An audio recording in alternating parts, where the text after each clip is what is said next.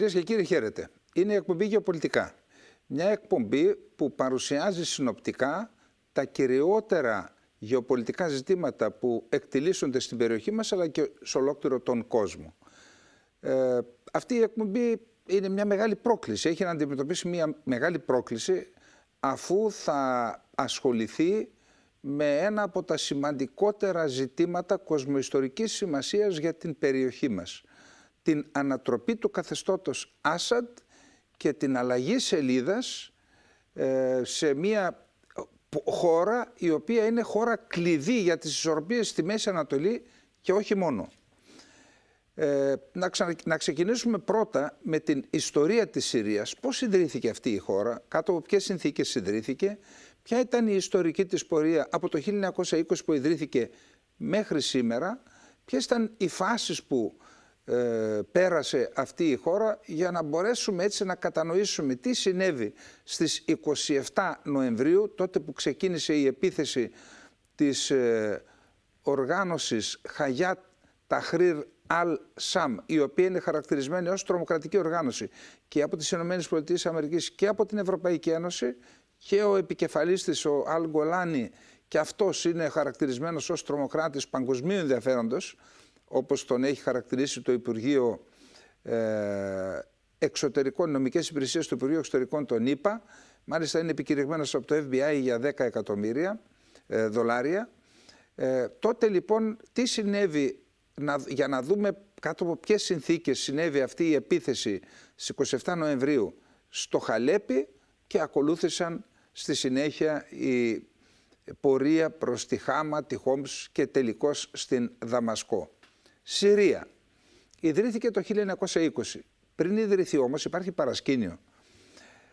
Όταν ξεκίνησε ο μεγάλος πόλεμος του 20ου αιώνα, που ονομάστηκε στη συνέχεια Πρώτος Παγκόσμιος Πόλεμος, είχε χωριστεί, είχε ξεσπάσει μεταξύ δύο μετώπων. Από τη μία πλευρά ήταν οι κεντρικές δυνάμεις με βασική δύναμη τη Γερμανία, και από την άλλη πλευρά ήταν η εγκάρδια συνεννόηση, η Αντάντ, με βασικές δυνάμεις δύο, τη Βρετανία και τη Γαλλία. Τον φθινόπωρο του 2015, και ενώ δεν είχε κριθεί ποιος θα είναι ο νικητής του μεγάλου αυτού πολέμου, του Πρώτου Παγκοσμίου Πολέμου, Βρετανία και Γαλλία ανέθεσαν σε δύο διπλωμάτες, στον Βρετανό Σάιξ και τον Γάλλο Πικό, να διαμοιράσουν τα ημάτια της υποδιάλυσης Οθωμανικής Αυτοκρατορίας. Αυτό έγινε το Νοέμβρη του 1915.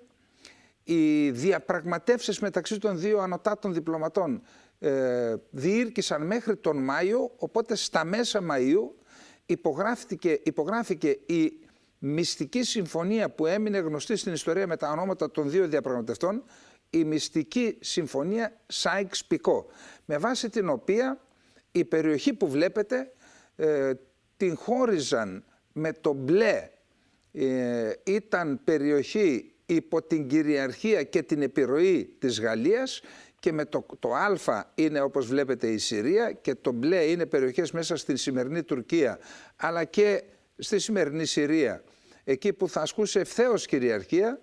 Το α ήταν υπό την κυδαιμονία, προτεκτοράτο δηλαδή, και το β είναι υπό τη Βρετανική κυδαιμονία, το δε κόκκινο που είναι στο σημερινό Ιράκ, στον κόλπο εκεί της Βασόρας, και στο Κουβέιτ ήταν υπό Βρετανική κυριαρχία.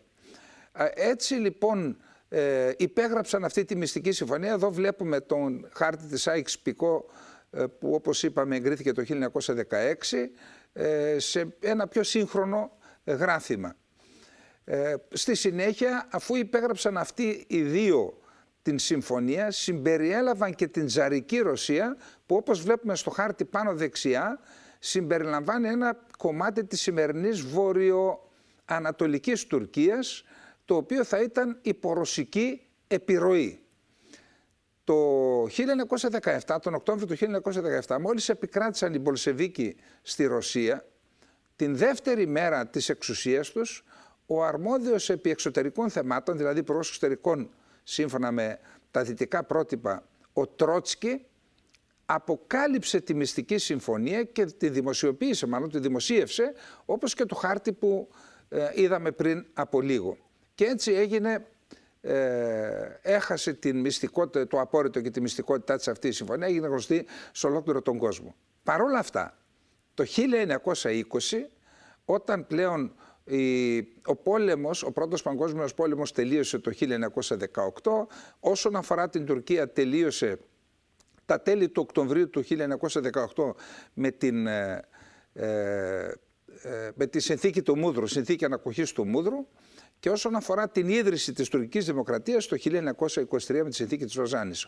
Όμως, τα ημάτια της διαλελειμμένης Οθωμανικής Αυτοκρατορίας μοιράστηκαν από αυτούς που υπέγραψαν τη συνθήκη της Λοζάνης και έτσι το 1920 έχουμε την ίδρυση της Συρίας, η οποία Συρία, εδώ βλέπουμε, είναι η εντολή που πήρε από την Κοινωνία των Εθνών και έχει τις περιφέρειες.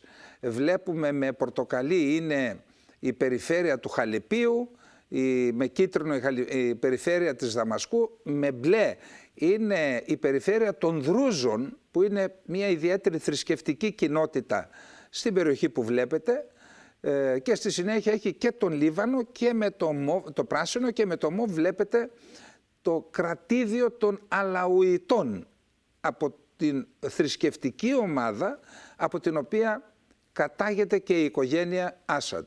Έτσι βλέπουμε λοιπόν να ιδρύεται η δημοκρατία της Συρίας, η οποία όμως είναι υπό την κυδαιμονία, προτεκτοράτο της Γαλλίας, και διατηρείται αυτή η προστασία της χώρας αυτής μέχρι το 1946, οπότε ξεκινά ένας αγώνας που τελεσφορεί το 1958 και πλέον η Συρία γίνεται ανεξάρτητη χώρα. Τότε γίνεται μία προσπάθεια να ενωθεί η Συρία με την Αίγυπτο και έχουμε την ένωση αυτών των δύο χωρών με την ονομασία Ηνωμένη Αραβική Δημοκρατία, αρκτικόλεξο ΙΑΔ, που έζησε αυτό το κράτος από το 1958 μέχρι το 1961. Το 1961 γίνεται ανεξάρτητη χώρα και το 1963 αναλαμβάνει την εξουσία το κόμμα Μπαάθ, ένα κόμμα το οποίο έχει την ιδεολογία του την εφήβρε ένας χριστιανός και είναι ένα μείγμα σοσιαλιστικών ιδεών και αραβικού εθνικισμού. Το κόμμα λοιπόν αυτό αναλαμβάνει την εξουσία το 1963.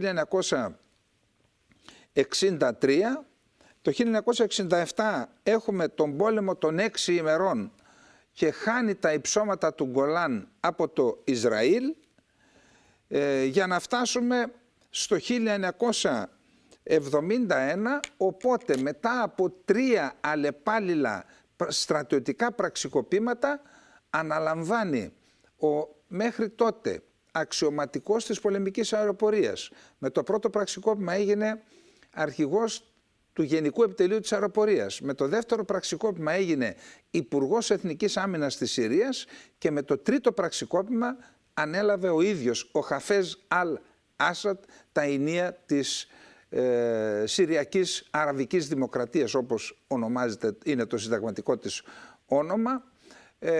Να πούμε ότι είναι μια σημαντική πολιτική φυσιογνωμία του 20ου αιώνα που ξεπερνά τα όρια της Συρίας. Ένας αυταρχικός ηγέτης κυβερνά με σιδηρά χείρα την Συρία.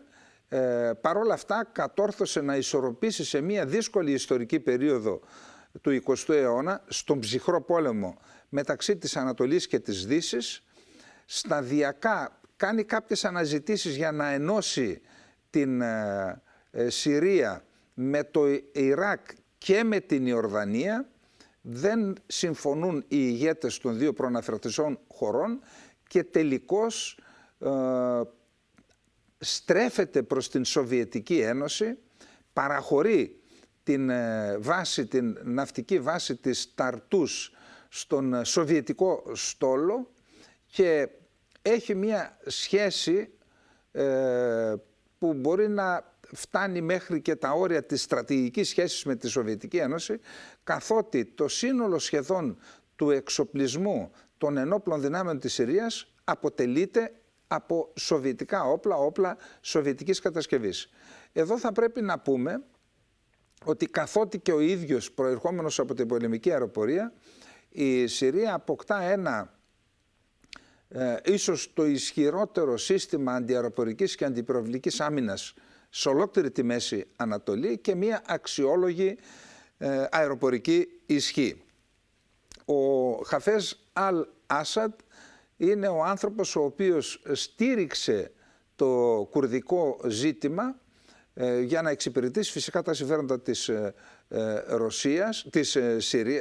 της Συρίας, στήριξε το Εργατικό Κόμμα του Κουρδιστάν και τον Αμπτουλάχ Οτζαλάν, τον φιλοξένησε είτε στην Κελάδα Μπεκά μαζί με τους άνδρες του, είτε και στην ίδια την Δαμασκό, και το χρησιμοποιούσε το κουρδικό ζήτημα ως ένα μοχλό πίεσης προς την Τουρκία για να μπορέσει να διαπραγματευτεί από θέσεως ισχύως το ζήτημα των νερών του Εφράτη ποταμού, ο οποίος Εφράτης ποταμός είναι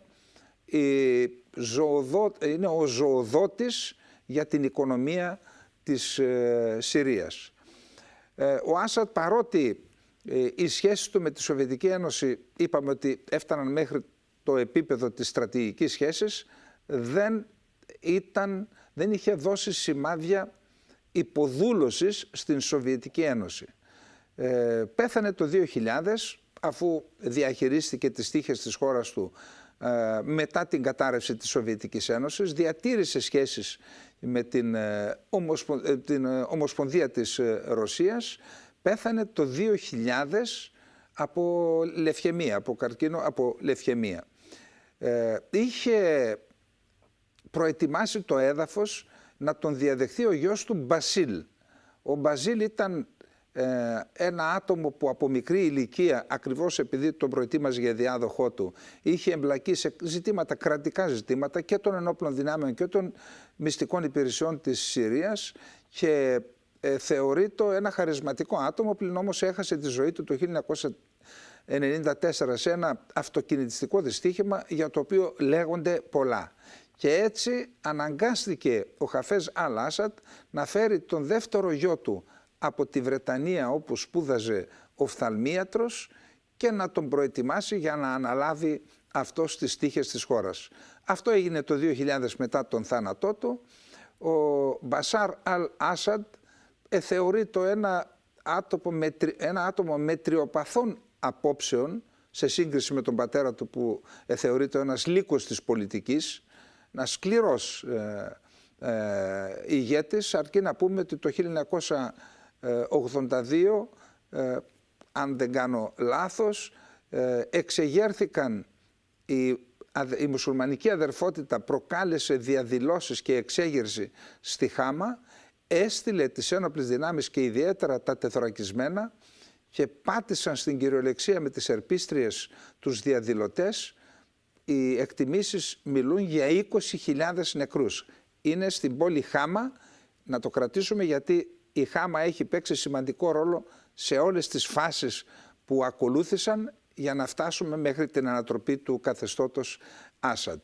Ανέλαβε λοιπόν ο Μπασάρ Αλ Άσαντ, άρχισε να κάνει κάποια βήματα φιλελευθεροποίησης του καθεστώτος, το οποίο όμως δεν μπορούσε να λειτουργήσει. Ήταν έτσι οικοδομημένο και δομημένο που δεν μπορούσε να λειτουργήσει με όρους κοινοβουλευτικής δημοκρατίας όπως γνωρίζουμε στη Δύση.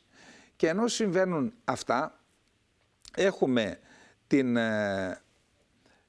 το 2011 έχουμε την εμφάνιση ενός φαινομένου που ονομάστηκε Αραβική Άνοιξη.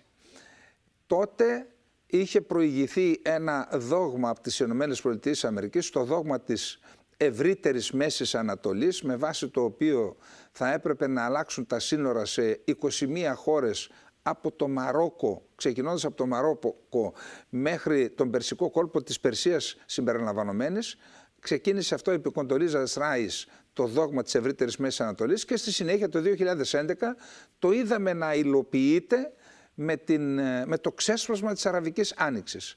Στο χάρτη που βλέπουμε είναι από το 2011 σε ποιες χώρες είχαμε εκδηλώσεις οι οποίες εντάσσονται, όταν λέμε εκδηλώσεις εννοούμε είτε διαδηλώσεις, ακόμα και εξέγερση που εντάσσονται στην Αραβική Άνοιξη. Σε όλες τις χώρες που υπάρχουν χρώματα υπάρχουν είτε διαδηλώσεις, είτε εξεγέρσεις, είτε ένοπλες εξεγέρσεις. Το Σουδάν διαμελίστηκε σε Βόρειο και Νότιο Σουδάν, η Εμένη το ίδιο, η Λιβύη όπως βλέπουμε και αυτή είναι τριχοτομημένη σήμερα. Στην Τινησία είπαμε ότι υπήρχε και εκεί μια ανατροπή καθεστώτος, στη συνέχεια ανέλαβαν η μουσουλμανική αδερφότητα, στη συνέχεια είχαμε ανατροπή της ανατροπής. Στην Αίγυπτο είχαμε την εξέγερση και την ανατροπή του Μουμπάρακ, πάντα το 2011 ανέλαβε ο Μόρση, ο οποίος μετά από 3 χρόνια ανατράπηκε γι' αυτός με στρατιωτικό πραξικόπημα από τον νυν πρόεδρο της Αιγύπτου, τον Σίση, για να φτάσουμε τελικώς τον Μάρτι του 2011 στην εξέγερση στη Συρία, η οποία από πού ξεκίνησε? Από την πόλη που είπα να συγκρατήσουμε, από τη Χάμα. Δηλαδή η Χάμα, η μητρόπολη της μουσουλμανικής αδερφότητας, με χιλιάδες θύματα και συγγενείς των θυμάτων. Αυτήν επέλεξαν όσοι συντονίζουν το φαινόμενο που βλέπουμε στο χάρτη, την Αραβική Άνοιξη. Την Χάμα επέλεξαν για να ξεκινήσει από εκεί η Αραβική Άνοιξη στην Συρία. Η Αραβική Άνοιξη στη Συρία πέρασε 3 φάσεις για να φτάσουμε στο σήμερα. Η πρώτη φάση ήταν με πρωταγωνιστή το λεγόμενο ελεύθερο Συριακό στρατό, ο οποίος εξοπλίστηκε με χρήματα του Κατάρ, είχε ως έδρα του την Τουρκία, εκεί κατέληξαν οπλικά συστήματα, εκεί έφυγαν οι στρατηγοί, οι λιποτάκτες από το Συριακό στρατό και εκεί οργανώθηκαν όλες οι επιθέσεις εναντίον του κράτους που λέγεται Συρία. Όταν λοιπόν προσπάθησαν στα πλαίσια του ΟΗΕ, του Συμβουλίου Ασφαλείας του ΟΗΕ, οι Ηνωμένες Πολιτείες της Αμερικής βασικά, να εκδώσουν μία απόφαση για αεροπορικό αποκλεισμό, άρα και ένοπλη επίθεση στη Συρία, τότε αντιμετώπισαν το βέτο της Ρωσίας και της Κίνας για 6 φορές, αλλεπάλληλες φορές, και έτσι έχοντας την υποστήριξη σε αυτό το επίπεδο, ο Άσαντ κατόρθωσε να παραμείνει στην εξουσία μέχρι το 2014-2015 που εμφανίστηκε το Ισλαμικό κράτος. Το Ισλαμικό κράτος ήταν η δεύτερη απόπειρα ανατροπής του Άσαντ, που και αυτό είχε ως έδρα των τζιχαντιστών αυτής της πολύ σκληρής τρομοκρατικής οργάνωσης ήταν και πάλι η Τουρκία. Δηλαδή στην Τουρκία προσγειώθηκαν δεκάδες χιλιάδες, αμερικανικές πηγές τους ανεβάζουν σε 40.000 ξένοι τζιχαντιστές από διάφορες χώρες μουσουλμανικές, αλλά και από την Ευρώπη, από μετανάστες μουσουλμάνους, προσγειώθηκαν στην Τουρκία, φιλοξενούθηκαν από τις τουρκικές μυστικές υπηρεσίες, ενημερώθηκαν και στη συνέχεια τους πέρασαν από τα σύνορα μέσα στη Συρία για να ανατρέψουν τον Άσαντ.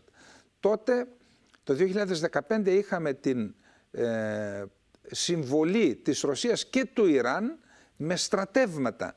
Δηλαδή έφεραν στρατεύματα στην Συρία και καταπολεμήθηκε έτσι η απειλή που λέγεται ISIS, ο οποίος ISIS έφτασε στο σημείο να πολιορκεί μέχρι και την ίδια τη Δαμασκό. Τότε εμφανίστηκε και η συμφωνία των Ηνωμένων Πολιτειών της Αμερικής με τους Κούρδους για να καταπολεμήσουν το Ισλαμικό κράτος στις περιοχές ανατολικά του Εφράτη ποταμού, μία εξέλιξη που δεν άρεσε καθόλου στην Τουρκία.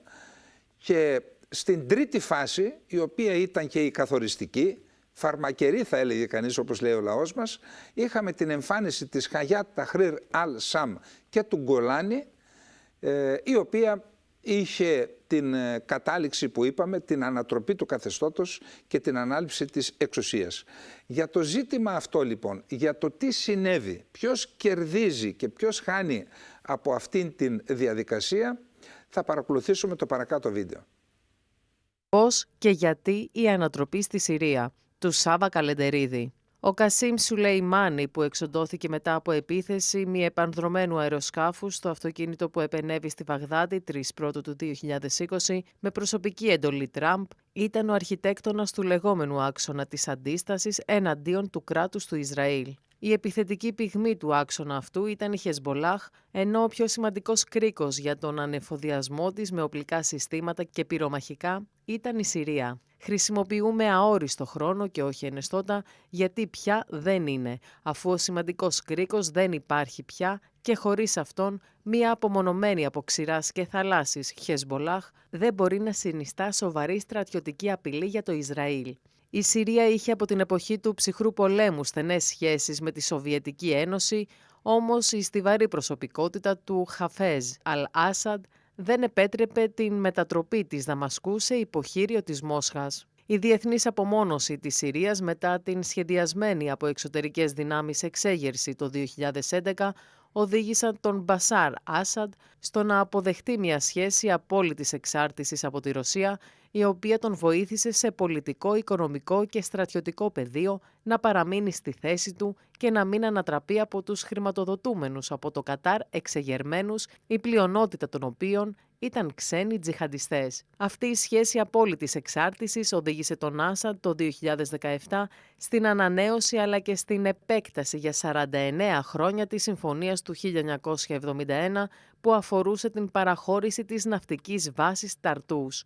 Ο Άσαντ το 2015 υπέγραψε μια δεύτερη συμφωνία με τον Πούτιν για την παραχώρηση της αεροπορικής βάσης Χμεϊμίν μέσα στο αεροδρόμιο της Λατάκιας, στην οποία στάθμευσαν μαχητικά αεροσκάφη και μέσω της οποίας μεταφέρθηκε στρατιωτικό προσωπικό της Ρωσίας για την καταπολέμηση του ISIS. Η Ρωσία χρησιμοποίησε και τις δύο βάσεις για την άσκηση επιρροής στη Μέση Ανατολή, την Ανατολική Μεσόγειο και τη Βόρειο Αφρική. Όπως συνάγεται από τα ανωτέρω, για το Ισραήλ η συνέχιση του καθεστώτος Άσαντ συνιστούσε μια σοβαρή απειλή για την εθνική του ασφάλεια, ενώ για τις Ηνωμένες Πολιτείες σοβαρό εμπόδιο για την άσκηση επιρροής στην περιοχή. Αυτοί οι δύο παράγοντες ήταν που οδήγησαν το Κατάρ, το οποίο προφανώς ήταν σε συνεννόηση με τις προαναφερθήσεις χώρες, να χρηματοδοτήσει την εξέγερση κατά του Άσαντ το Μάρτιο του 2011, για την οποία χρησιμοποιήθηκε για πρακτικούς λόγους η Τουρκία. Η βοήθεια της Ρωσίας και της Κίνας στο Συμβούλιο Ασφαλείας του ΟΗΕ για να αποφύγουν τα όσα έγιναν στη Λιβύη το 2011 με αλλεπάλληλα βέτο απέτρεψαν την έκδοση απόφασης για ένοπλη επίθεση του διεθνούς παράγοντα κατά της Συρίας. Έτσι ο Άσαντ κατάφερε να γλιτώσει από την παγίδα που του έστησαν με την εξέγερση του 2011. Το 2014 ήλθε ο ISIS, ο οποίος έφτασε να πολιορκεί μέχρι και τη Δαμασκό. Η αποστολή στρατευμάτων από τη Ρωσία και το Ιράν τον έσωσε για δεύτερη φορά από την ανατροπή. Ακολούθησε η τρίτη και φαρμακερή. Τη φορά αυτή τη σκητάλη πήρε η τρομοκρατική οργάνωση Χαγιάτ Ταχρήρ Αλ-Σάμ, που ιδρύθηκε το 2017 μετά από συγχώνευση της Αλ-Νούσρα, παραρτήματος της Αλ-Κάιντα στη Συρία, με άλλες τζιχαντιστικές τρομοκρατικές οργανώσεις που ίδρυσαν ένα κρατήδιο στο Ιντλίμπ και οργάνωσαν ένα στρατό που είχε στόχο την ανατροπή του Άσαντ. Η οργάνωση αυτή, σκληρή σουνιτική ισλαμιστική οργάνωση, που όλα αυτά τα χρόνια που διαρκεί ο πόλεμος στη Γάζα με πάνω από 40.000 νεκρούς Σουνίτες Παλαιστινίους, δεν εξέδωσε ούτε μία ανακοίνωση κατά του Ισραήλ στις 27 Νοεμβρίου, μία μέρα που άρχισε να ισχύει η κατάπαυση του πυρός στο Λίβανο μεταξύ Ισραήλ και Χεσμπολάχ, επιτέθηκε εναντίον του Χαλεπίου και στη συνέχεια εναντίον της Χαμάς, της Χόμς και της Δαμασκού, ανατρέποντας τον Άσαντ. Μετά ακολούθησε η καταστροφή της πολεμικής μηχανής του Άσαντ και η κατάληψη εδαφών 1.000 τετραγωνικών χιλιόμετρων από το στρατό του Ισραήλ στο εσωτερικό της Συρίας για λόγους ασφαλείας. Όσον αφορά το ρωσικό στόλο της Μεσογείου, εξήλθε της ναυτικής βάσης της Ταρτούς και παραμένει στα ανοιχτά των ακτών της Συρίας σε απόσταση μεγαλύτερη των 10 χιλιόμετρων. Όπως γίνεται κατανοητό, ο στόχος επετεύχθη. Η Συρία δεν αποτελεί πλέον κρίκο στον άξονα της αντίστασης, η Χεσμπολάχ είναι απομονωμένη από ξηράς και θαλάσσης, άρα δύσκολα θα αποτελέσει πλέον απειλή για το Ισραήλ και η Ρωσία προσπαθεί να βρει διάβλους επικοινωνίας, να διατηρήσει τουλάχιστον τη βάση της Ταρτούς, άρα ψαλιδίζεται η δυνατότητα να ασκεί γεωπολιτική επιρροή στην περιοχή. Μία λεπτομέρεια. Σε όλες τις φάσεις των προσπαθειών ανατροπής, η Τουρκία δεν πρωταγωνίστησε, αλλά έπαιξε το ρόλο του χρήσιμου. Μένει να δούμε τις επιπτώσεις.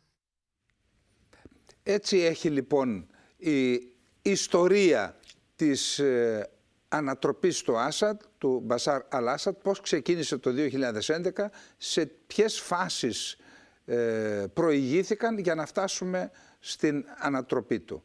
Στη συνέχεια, στο δεύτερο μέρος της εκπομπής, θα αναφερθούμε στο ποια είναι η οργάνωση Χαγιάτ Ταχρήρ Αλ-Σαμ, ποιος είναι ο Γκολάνι, ο ηγέτης της, και για ποιο λόγο κατέρευσε ο στρατός του Άσαντ, με αποτέλεσμα μέσα σε λιγότερο από μία εβδομάδα οι τζιχαντιστές της Χαγιάτ Ταχρήρ Αλ-Σαμ να φτάσουν στη Δαμασκό και να τον οδηγήσουν σε φυγή στη Ρωσία. Όπως θα δούμε στη συνέχεια σε ένα μικρό βίντεο που έχουμε, είναι ένα γιος ενός πρόσφυγα από τα υψίπεδα του Γκολάν που κατέλαβαν το 1967 οι Ισραηλινές δυνάμεις, γεννήθηκε στη Σαουδική Αραβία, συμμετείχε το 2003 στις τάξεις της Αλ-Κάιντα εναντίον των Αμερικανών όταν έκαναν τη δεύτερη επίθεση εναντίον του Ιράκ που κατέληξε στην ανατροπή του Σαντάμ, ο οποίος Σαντάμ στη συνέχεια τον είδαμε να απαγχωνίζεται. Αυτός ο Γκολάνι τον έστειλε ο Μπαγδάτη με μία μηνιαία επιταγή $50.000 από το Ιράκ στο Ιντλίμπ συγκεκριμένα, για να αποτελέσει το παράρτημα της Αλ-Κάιντα στην Συρία. Εκεί λοιπόν πέρασε από διάφορες φάσεις που θα δούμε στο επόμενο βίντεο και φέρεται να είχε την προστασία της Τουρκίας, ακόμα όμως και των μεγάλων δυνάμεων των ΗΠΑ και ενδεχομένως του Ισραήλ, γιατί εκεί δεν έχουμε στοιχεία, και έμεινε αλόβητος για να χρησιμοποιηθεί στην τρίτη φάση εναντίον του Άσαντ. Να δούμε λίγο το βίντεο κυρίως για τον Γκολάνι, για την προσωπικότητά του, και στη συνέχεια θα περάσουμε να δούμε τα καθαρά επιχειρησιακά στοιχεία της επέλασης, της προέλασης προς το Χαλέπι και στη συνέχεια προς τη Δαμασκό. Να δούμε το επόμενο βίντεο, παρακαλώ. Αμπού Μοχάμεντ Αλ-Τζουλάνι γεννήθηκε το 1982 στο Ριάντ της Σαουδικής Αραβίας ως γιος Σύρου πρόσφυγα από τα κατεχόμενα από το Ισραήλ υψώματα του Γκολάν. Το 2003 πήγε στο Ιράκ και εντάχθηκε στην οργάνωση του Ιορδανού τζιχαντιστή Αμπού Μουσάμπ Αλ-Ζαρκάουι, που συγχωνεύτηκε με την Αλ-Κάιντα το 2004. Συνελήφθη από τις Αμερικανικές δυνάμεις και φυλακίστηκε στις φυλακές Αμπού Γκράιμπ. Μετά την αποφυλάκησή του στάλθηκε το 2011 από τον αρχηγό του Ισλαμικού κράτους Αμπού Μπάκρ Αλ-Μπαγντάντι στη Συρία, όπου είχε ξεσπάσει εμφύλιος πόλεμος για να ιδρύσει το τοπικό παράρτημα της Αλ-Κάιντα, το μέτωπο Αλ-Νούσρα. Ο Τζουλάνι ήρθε σε σύγκρουση με τον Μπαγντάντι το Φεβρουάριο του 2014 και κήρυξε πίστη στον γενικό αρχηγό της Αλ-Κάιντα, Αϊμάν Αλ-Ζαουάχρι. Το 2016 η Αλ-Νούσρα διασπάστηκε και από τον Ζαουάχρι και την Αλ-Κάιντα, μετονομαζόμενη αρχικά σε Τζαμπχάτ Φατάχ Αλ-Σαμ και αργότερα το 2017 σε Χαγιάτ Ταχρήρ Αλ-Σαμ, οργάνωση για την απελευθέρωση της Λεβαντίνης. Το Μάιο του 2017, το Υπουργείο Εξωτερικών των Ηνωμένων Πολιτειών ανακήρυξε τον Τζουλάνι ειδικά χαρακτηρισμένο παγκόσμιο τρομοκράτη και την HTS τρομοκρατική οργάνωση, ενώ το FBI εξέδωσε ανταμοιβή $10 εκατομμυρίων για τη συλλογή πληροφοριών που θα οδηγούσαν στη σύλληψη ή τη δολοφονία του Τζουλάνι. Αυτό λοιπόν είναι το ιστορικό της μεταστάθμευσης του Γκολάνι από το Ιράκ στο Ιντλίμπ, όπου εκεί ίδρυσαν ένα κράτος, μια κυβέρνηση στην ουσία, την κυβέρνηση σωτηρίας. Το Ιντλίμπ είναι μια περιοχή στην οποία κατοικούσαν 3,5 εκατομμύρια πολίτες της Συρίας, στο σύνολό τους Σουνίτες, αν και υπήρχαν χωριά και κομοπόλεις Αλαουιτών και Σιητών. Αυτούς τους υποχρέωσαν να εγκαταλείψουν και στο Ιντλίμπ, να εγκαταλείψουν την περιοχή, και στο Ιντλίμπ δεν υπήρχε ούτε ένας Σιήτης, ούτε ένας Χριστιανός, ούτε ένας Αλόδοξος. Ήταν όλοι Σουνίτες, μουσουλμάνοι, και αυτό το λέμε ως δείγμα για το τι είναι πιθανόν να ακολουθήσει τώρα που επικράτησαν και πήραν την εξουσία στην Συρία. Να δούμε λοιπόν, υπάρχουν μαρτυρίες που λένε ότι ενώ το 2014-2015 όλοι αυτοί πολεμούσαν με σκισμένα παντελόνια και ένα καλασνίκοφ στο χέρι, τώρα που ξεκίνησε η επίθεση της 27ης Νοεμβρίου είχαν υπερσύγχρονο εξοπλισμό, είχαν τεθωρακισμένα οχήματα δυτικής κατασκευής και αμερικανικής κατασκευής και ήταν πολύ καλά εκπαιδευμένοι, ήξεραν τι έπρεπε να κάνουν στο πεδίο της μάχης. Όταν λοιπόν εκδηλώθηκε αυτή η επίθεση στις 27 Νοεμβρίου, ήταν την ίδια μέρα που είχε υπογραφεί, που τέθηκε σε εφαρμογή η εκεχηρία μεταξύ του Ισραήλ και της Χεσμολάχ στο Λίβανο.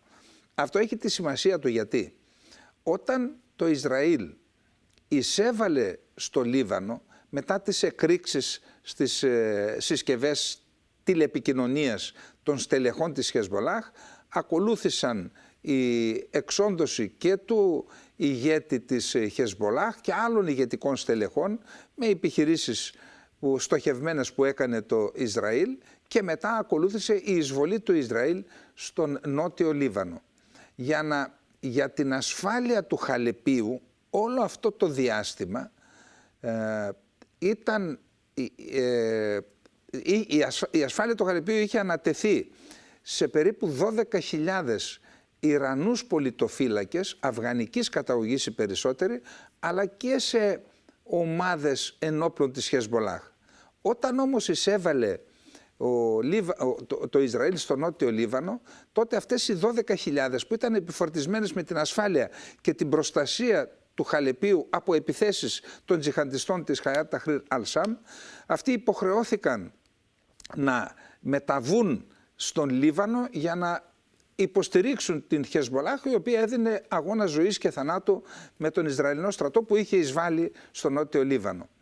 Μόλις λοιπόν υπογράφηκε η εκεχηρία, για να μην προλάβουν να επιστρέψουν πίσω και να ξαναπροστατέψουν το Χαλέπι οι Ιρανοί πολιτοφύλακες αλλά και η Χεσμολάχ, εκδηλώθηκε η επίθεση της Χαϊάτ Ταχρήρ Αλ-Σαμ στο Χαλέπι. Εκεί λοιπόν υπήρχαν λίγες μονάδες του Συριακού στρατού, όμως ο Συριακός στρατός, εδώ πρέπει να πούμε το εξής: από το 2011 η Συρία είναι σε κατάσταση πλήρους απομόνωσης και με καθεστώς κυρώσεων και με παγωμένα τα επιχειρησιακά στοιχεία, τα οικονομικά της στοιχεία στο εξωτερικό. Άρα είναι υποκαθεστώς κυρώσεων, αποκλεισμένη. Από το 2015 τα κοιτάσματα πετρελαίου, το 90% των κοιτάσματων πετρελαίου που βρίσκονται ανατολικά του Εφράτη, τα εκμεταλλεύονται οι Ηνωμένες Πολιτείες της Αμερικής και η αυτόνομη διοίκηση, το de facto κρατήδιο που λειτουργεί ανατολικά του Εφράτη. Άρα αποδυναμωμένοι οικονομικά, οι μισθοί των αξιωματικών και των μονίμων υπαξιωματικών είναι περίπου $20. Η Ρωσία, απασχολημένη με τα μέτωπα της στην Ουκρανία, δεν είναι σε θέση να στηρίξει με κάθε τρόπο, είτε με προσωπικό, με συμβούλους, αλλά και με οπλικά συστήματα, τον στρατό της Συρίας. Το ίδιο και το Ιράν, απασχολημένο με τον άξονα της αντίστασης, να στηρίξει τον άξονα της αντίστασης, τον λεγόμενο άξονα της αντίστασης εναντίον του Ισραήλ. Άρα είναι αποδυναμωμένος ο στρατός του Άσαντ και γι' αυτό αποσύρεται από το Χαλέπι και προσπαθεί να οχυρωθεί γύρω από την πόλη Χάμα με αντικειμενικό σκοπό να περιορίσει τα εδαφικά κέρδη της Χαγιάτ Ταχρήρ Αλ-Σαμ στην περιοχή του Χαλεπίου. Το ίδιο διάστημα έχουμε εκδήλωση και του λεγόμενου Συριακού Εθνικού Στρατού.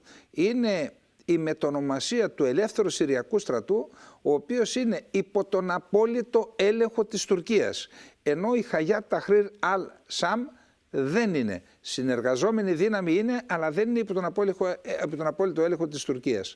Άρα το ίδιο διάστημα οι δυνάμεις της Τουρκίας καταλαμβάνουν μία περιοχή στην οποία κατοικούσαν Κούρδοι πρόσφυγες από το Αφρίν και κινούνται για να καταλάβουν και την περιοχή της Μέμπετ, στην οποία καταλαμβάνουν μετά από συμφωνία που έκαναν οι Ηνωμένες Πολιτείες της Αμερικής με την Τουρκία και τους Κούρδους της Ροζάβα της νοτιοανατολικής Συρίας.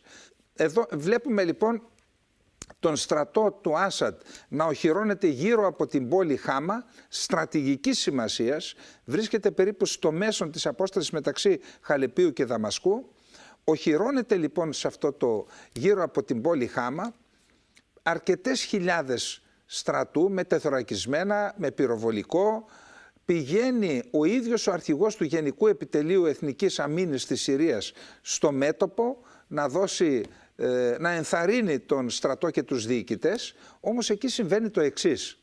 Μέσα σε 24 ή 48 ώρες οι αμυνόμενοι στρατιώτες και σχηματισμοί του στρατού της Συρίας χάνουν από αλλεπάλληλες επιθέσεις μη επανδρομένων αεροσκαφών που είχε στη διάθεσή της η Χαγιάτ Ταχρήρ Αλ-Σαμ, χάνουν άρματα, τεθωρακισμένα οχήματα, πυροβόλα και όλμους, ένα μεγάλο αριθμό, και μένουν χωρίς πυρά υποστηρίξεως, χωρίς βαριά όπλα, και αυτό λειτουργεί αρνητικά στο ηθικό τους και στην ουσία αποφασίζουν να αποσυρθούν και από τη Χάμα για να μην εχμαλωτιστούν. Στην ουσία αποφασίζουν να μην πολεμήσουν. Αυτή η κατάσταση είναι, θα έλεγα, κλειδί στην πορεία όλης της προέλασης της Χαγιάτ Ταχρήρ Αλ-Σαμ προς τη Δαμασκό. Εδώ να πούμε το εξής, ότι τον Αύγουστο του 2024, του τρέχοντος έτους, αξιωματικοί και εμπειρογνώμονες τεχνικοί από την Ουκρανία, έχει γραφεί και σε αμερικανικές πηγές αυτό και σε ουκρανικές, φέρονται να έχουν επισκεφτεί το Ιντλίμπ μέσω Τουρκίας. Είναι όλοι εμπειρογνώμονες στη χρήση μη επανδρομένων αεροσκαφών.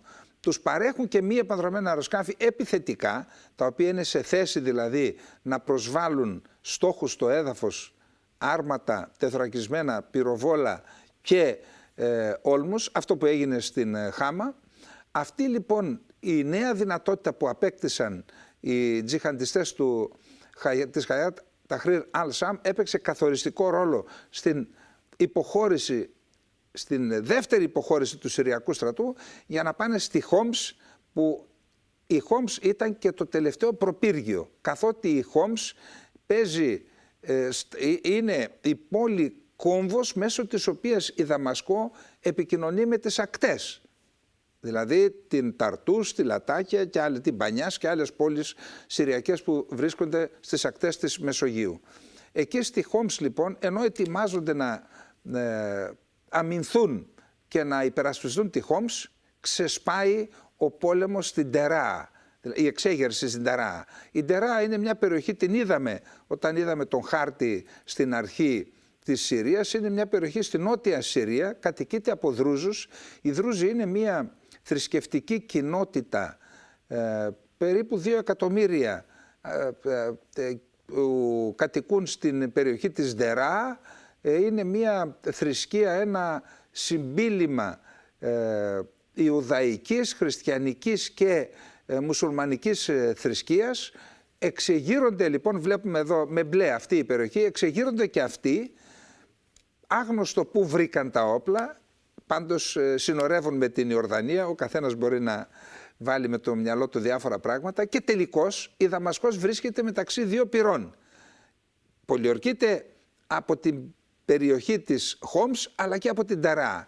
Αυτό έπαιξε καθοριστικό ρόλο στην πλήρη κατάρρευση του Συριακού στρατού και στην απόφαση τελικά του Άσαντ να αποδεχτεί τις παρενέσεις και τις προτάσεις της Μόσχας να επιβιβαστεί σε αεροσκάφος και να εγκαταλείψει τη χώρα του. Αυτό είναι το επιχειρησιακό κομμάτι. Οι τζιχαντιστές τελικά κατέλαβαν την Δαμασκό. Εδώ υπάρχουν μια σειρά αποζητήματα. Παρότι η Τουρκία δεν έπαιξε πρωταγωνιστικό ρόλο σε αυτές τις τρεις φάσεις όπως σας εξηγήσαμε, αυτή τη στιγμή η Τουρκία είναι η μοναδική χώρα μαζί με την Ιορδανία δευτερευόντως, μέσω της οποίας γίνονται οι διπλωματικές διαπραγματεύσεις για επαφές με τον ίδιο τον Γκολάνη και τη Χαγιάτ Ταχρήρ Αλ-Σάμ, με τη νέα κυβέρνηση δηλαδή. Ήδη έχουμε μεταβατική κυβέρνηση με τον πρωθυπουργό τον Μπασίρ, ο οποίος μέχρι πρόσφατα ήταν πρωθυπουργός της κυβέρνησης σωτηρίας στο Ιντλίμπ. Επειδή υπάρχουν και πρακτικά ζητήματα, είναι χαρακτηρισμένη μέχρι σήμερα ως τρομοκρατική οργάνωση και ο ίδιος ο Γκολάνη ως τρομοκράτης, είναι δύσκολο να γίνουν απευθείας συνομιλίες, υπάρχουν και νομικού χαρακτήρα ζητήματα. Γι' αυτό χρησιμοποιείται η Τουρκία, η οποία μέχρι τώρα τη χρησιμοποιούσαν οι υποστηρικτές της Χαγιάτ Ταχρήρ Αλ-Σάμ, χρησιμοποιούσαν την Τουρκία για να μπορεί να υπάρχει η Χαγιάτ Ταχρήρ Αλ-Σάμ και να είναι και χρήσιμη, όπως αποδείχθηκε ότι είναι όντως χρήσιμη. Εδώ λοιπόν πρέπει να δούμε τα εξής. Η Συρία είναι μια χώρα πραγματικά μοσαϊκό, θα δούμε και τον σχετικό χάρτη, η οποία αποτελείται από Άραβες Σουνίτες, Άραβες Αλαουίτες και Σιήτες. Αποτελείται από Κούρδους, Αρμένιους, Δρούζους, Ασσυρίους, μέχρι και Κυρκασίους, Τσερκέζους και Τσετσένους. Από την εποχή της μεγάλης εξόδου των Κυρκασίων από τον Κάφκασο, βλέπουμε εδώ τον σχετικό χάρτη, με κίτρινο είναι οι Σουνίτες, με πράσινο δεξιά πάνω βορειοανατολικά είναι οι Ασσύριοι, με μοβ είναι οι Κούρδοι και με κίτρινο είναι οι... Λοιπόν, έχουμε Άραβες Σουνίτες 60%. Ο πληθυσμός της Συρίας ήταν πριν τον πόλεμο, πριν την εξέγερση, περίπου 24 εκατομμύρια. Σήμερα είναι γύρω στα 20. Το 60% είναι Άραβες Σουνίτες, το 12% είναι Άραβες Αλαουίτες, το 9% είναι Κούρδοι Σουνίτες, το 9% είναι Ελληνορθόδοξοι Χριστιανοί, το 4% είναι Αρμένοι, το 3% είναι Δρούζοι, το 2% Άραβες Ισμαηλίτες και το 1% είναι Τουρκομάνοι Σουνίτες, Τσερκέζοι Σουνίτες, Ασσύριοι Χριστιανοί και λοιποί. Να δούμε και άλλους χάρτες με το δημογραφικό μοσαϊκό. Εδώ βλέπετε πάλι πώς είναι το δημογραφικό μοσαϊκό και ένας τρίτος χάρτης που δείχνει και πάλι τις ομιλούμενες γλώσσες και τις εθνότητες. Και εδώ βλέπουμε έναν χάρτη. Ο Ρόμπιν Ράιτ δημοσίευσε στους New York Times πριν από περίπου 10 χρόνια αυτόν τον χάρτη και με ένα άρθρο. Ο νέος χάρτης της Λιβύης και της Μέσης Ανατολής. Έχει ενδιαφέρον να δούμε πώς έχει χωρισμένη την Συρία. Τη Συρία την έχει χωρισμένη σε 4 αυτόνομα κρατήδια. Το ένα είναι το κουρδικό, πάνω δεξιά βλέπετε με μπλε. Το δεύτερο είναι το σουνιτικό, το Σουνιστάν όπως το ονομάζει, με πράσινο, με ροζ στα παράλια, τα μεσογειακά παράλια της Συρίας είναι το κράτος των Αλαουιτών και κάτω με κόκκινο είναι το κρατήδιο των Δρούζων. Άρα αυτό είναι ένα άρθρο που δεν δημοσιεύτηκε στη μεγαλύτερη ίσως εφημερίδα των ΗΠΑ τυχαία. Προφανώς υπάρχουν σχέδια για την επόμενη μέρα στη Συρία και τα σχέδια αυτά ήρθε η στιγμή να δούμε αν θα πραγματοποιηθούν ή όχι. Άρα το επόμενο διάστημα έχουμε να να περιμένουμε τι θα επικρατήσει στις διαπραγματεύσεις που θα ακολουθήσουν για την επόμενη μέρα στη Συρία. Υπάρχουν δύο σενάρια. Το ένα σενάριο, το οποίο το υποστηρίζει η Τουρκία, είναι στο Σύνταγμα, το οποίο θα γίνει αποδεκτό μέχρι το καλοκαίρι του 2025, να μην παραχωρείται, να μην προβλέπεται αυτονομία στις 4 βασικές ομάδες που προανέφερα, δηλαδή σε Σουνίτες, σε Κούρδους, σε Αλαουίτες και σε Δρούζους. Δηλαδή να μην ομοσπονδοποιηθεί η Συρία. Και με βάση αυτό το σύνταγμα, το σχέδιο συντάγματος που διέρευσε στην εφημερίδα Χουριέτ, θα κυβερνάται η Συρία ΕΣΑΗ από τους Σουνίτες. Θα κυβερνάται, λέει, από το πρώτο κόμμα που θα έρχεται. Και με δεδομένο που θα έρχεται στις εκλογές. Και με δεδομένο ότι οι Σουνίτες αποτελούν το 60% και με δεδομένο ότι την ηγεσία έχει αυτή τη στιγμή μία οργάνωση που υποστηρίζει το πολιτικό Ισλάμ, δηλαδή το νόμο της Σαρία, τι σημαίνει αυτό? Ότι η Τουρκία επιδιώκει μία λύση στο ζήτημα της Συρίας, η οποία θα εξασφαλίσει τη διακυβέρνηση της χώρας ΕΣΑΗ από τους Σουνίτες και συγκεκριμένα από τους Σουνίτες της Χαγιάτ Ταχρήρ Αλ-Σαμ, που είναι σκληροί σαλαφιστές και θα επιβάλλουν τον Ισλαμικό νόμο επί δικαίων και αδίκων, επί πιστών και απίστων, σε εισαγωγικά, όπως θεωρούν οι ίδιοι οι σαλαφιστές, απίστους όσους δεν είναι σαν κι αυτούς. Αυτή είναι η πραγματικότητα. Το δεύτερο σενάριο είναι να μπορέσει να ξεπεραστεί το εμπόδιο Τουρκία, διότι η Τουρκία είναι αυτή που αντιδρά στο δεύτερο σενάριο, και να πάμε σε ομοσπονδοποίηση της Συρίας, όπως ακριβώς έγινε στο Ιράκ. Στο Ιράκ με το Σύνταγμα του 2005 αναγνωρίστηκε αυτονομία στους Κούρδους, οι οποίοι ίδρυσαν την αυτόνομη κουρδική διοίκηση, ένα κρατήδιο ομόσπονδο που λειτουργεί στα πλαίσια του Ιράκ, της Ιρακινής Ομοσπονδίας, με δική του πρωτεύουσα, δικό του πρόεδρο της Δημοκρατίας, δικό του πρωθυπουργό, κυβέρνηση και κοινοβούλιο. Αυτό λοιπόν η Τουρκία θέλει να το αποτρέψει, διότι αν συμβεί αυτό και στη Συρία θα έχουμε ένα δεύτερο κουρδικό κράτος, και αυτό που κυρίως φοβάται η Τουρκία δεν είναι καν η ομοσπονδοποίηση. Αυτό που φοβάται η Τουρκία είναι η δημοκρατία ή ο κοινοβουλευτισμός, η κοινοβουλευτική δημοκρατία. Γιατί αν τελικώς ισχύσει ένα κοινοβουλευτικό δημοκρατικό σύστημα με αναγνώριση αυτονομίας στη Συρία, τότε αυτό θα αποτελέσει οδηγό και για την ίδια την Τουρκία. Δηλαδή θα πρέπει και η Τουρκία να υποχρεωθεί να αναγνωρίσει τις δικές της εθνικές μειονότητες, εν προκειμένου η μεγαλύτερη, περίπου το 20% του πληθυσμού είναι οι Κούρδοι, άρα να υποχρεωθεί να δεχθεί και αυτή αυτά τα οποία αποδέχθηκε και η Συρία. Και αυτός είναι ο λόγος που πολεμάει το δεύτερο σενάριο. Όμως, εάν έχουμε το πρώτο σενάριο, εάν τελικώς η Συρία μείνει στα χέρια των σαλαφιστών, αυτό θα αποτελέσει ένα τεράστιο πλεονέκτημα για την Τουρκία, γιατί θα χρησιμοποιήσει τη Συρία για να ασκεί επιρροή. Η Συρία είναι μια καταστραμμένη χώρα. Θα είναι εξαρτημένη απολύτως από την Τουρκία. Θα χρησιμοποιεί λοιπόν η Τουρκία τη Συρία για να ασκεί επιρροή στην περιοχή, και όπως αντιλαμβάνεται ο καθής, μια τέτοια εξέλιξη θα είναι εξαιρετικά δυσμενής για την Κύπρο και την Ελλάδα. Απλά να θυμίσουμε το εξής. Από το 1999 ο επί 10 χρόνια πρέσβης της Τουρκίας στην Ουάσιγκτον, Σουκρού Ελεγκτάγ, ήταν αυτός ο οποίος πρότεινε και έγινε αποδεκτό από το Συμβούλιο Εθνικής Ασφάλειας της Τουρκίας το δόγμα των 2,5 πολέμων.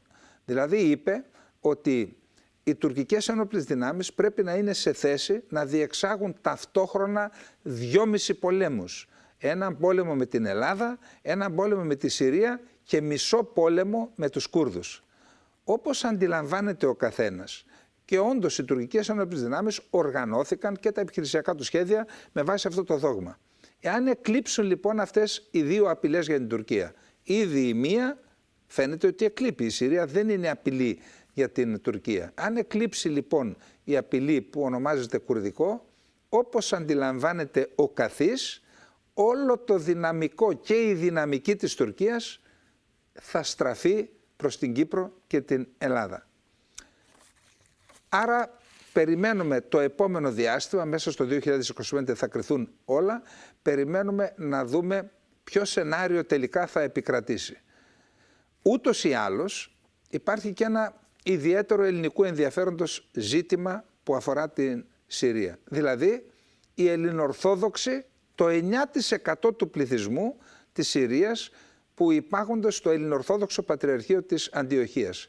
Πολλοί από αυτούς, για να μην πούμε οι περισσότεροι, θεωρούν τους εαυτούς τους Ρωμιούς και ορισμένοι απευθείας Έλληνες. Εκεί λοιπόν υπάρχει ένα ζήτημα ιδιαίτερο ενδιαφέροντος για την Ελλάδα.